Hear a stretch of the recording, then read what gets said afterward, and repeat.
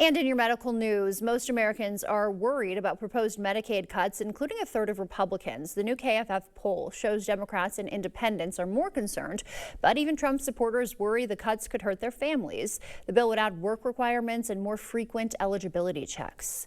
An invasive ant with a dangerous sting is invading backyards nationwide. The Asian needle ant is increasingly biting gardeners. Some people are having serious allergic reactions. The ants don't leave trails, making them hard to track.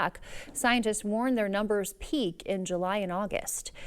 It is that time of year again when we are outdoors more often and under the sun. Overexposure to UV rays can not only raise the risk of developing skin cancer, it can also hurt. Mandy Gaither has ways to treat and prevent sunburn this summer.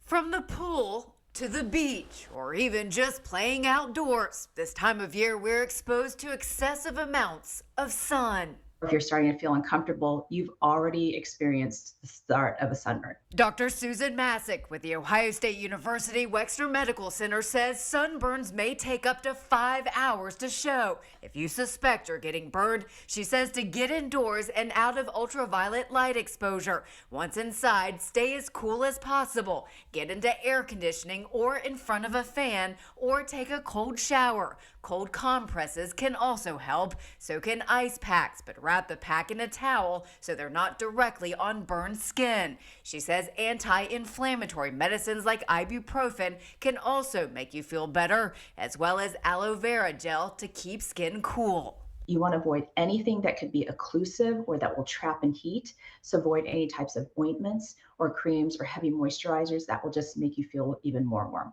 Since excessive UV ray exposure also raises the risk of skin cancer, Masick says it's best to avoid sunburns altogether. You can wear ultraviolet protection factor or UPF clothing, rash guards, swimsuits, and wide-brimmed hats, or apply a broad spectrum sunscreen about 15 minutes before heading outdoors so it has time to absorb, and reapply every 2 to 3 hours. But certainly if you find that you're perspiring or sweating or swimming, you may want to reapply sooner. And if you do get a severe sunburn and have significant blisters, difficulty staying hydrated, or have a lot of pain, the doctor says it's time to see a doctor of your own to get an evaluation.